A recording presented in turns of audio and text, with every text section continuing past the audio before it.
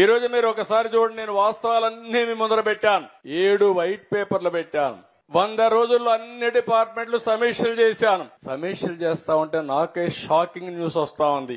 Department లో కేంద్రం ఇచ్చిన డబ్బుల్ని వాడేసి, డైవర్ట్ చేసి, ఒక విధంగా దుర్వినియోగం చేసి, కడాన దేనికి ఖర్చు పెట్టామో చెప్పకుండా తిరిగి మనకిచ్చే డబ్బులు కూడా రాకుండా పోయే పరిస్థితి వచ్చింది.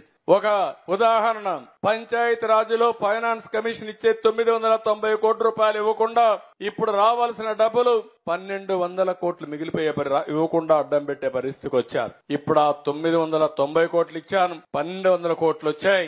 ఇప్పుడు సర్పంచులందరికీ కాస్తో కూస్తో వెసులుబాటు వచ్చి పనులు చేసే స్థాయికి తీసుకొచ్చావంటే అది గాడి దప్పిన పరిపాలన ఘాట్లో పెట్టడం అని చెప్పి కూడా నేను మీ అందరికి విజ్ఞప్తి చేస్తున్నా.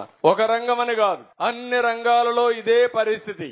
ఈ రోజు ఇక్కడ ఉంది, మీ ఊరు పక్కనే ఏదైతే రిజర్వాయర్ ఇక్కడనే గుండ్లకమ్మ ఉంది. కేంద్ర ప్రభుత్వం ఒక బంగారం లాంటి ఒక కార్యక్రమాన్ని ఇచ్చారు. అంటే గుండ్లకమ్మ నుంచి ఈ చుట్టుపక్కల 5-6 నియోజకవర్గాల్లో మల్టీపర్పస్ వాటర్ స్కీమ్ పెట్టి పైప్ లైన్ల ద్వారా ఇంటింటికి కొళాయి ద్వారా నీళ్లిచ్చే కార్యక్రమం 5 ఏళ్లయింది.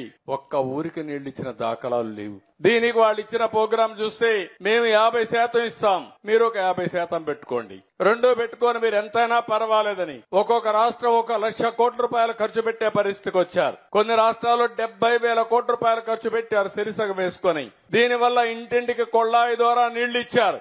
మన రాష్ట్రంలో దౌర్భాగ్యం 3,000, 2,000 కోట్లు ఖర్చు పెట్టకుండా, ఇచ్చిన డబ్బులకి లెక్క చూపించకుండా, ఇచ్చిన డబ్బులు రిలీజ్ చేయకుండా ఇష్టానుసారంగా చేస్తే నిన్నే నేను చెప్పా, మళ్లీ ఒకసారి స్ట్రీమ్ లైన్ చేద్దాం. తప్పకుండా ఎక్కడెక్కడ జిల్లాలున్నాయో 26 జిల్లాలకి నీళ్లిచ్చే బాధ్యత, ఇంటింటికి కొళాయి ద్వారా నీళ్లు సరఫరా చేసే బాధ్యత ఈ ప్రభుత్వం తీసుకుంటామని చెప్పి చాలా స్పష్టంగా హామీ ఇచ్చాం.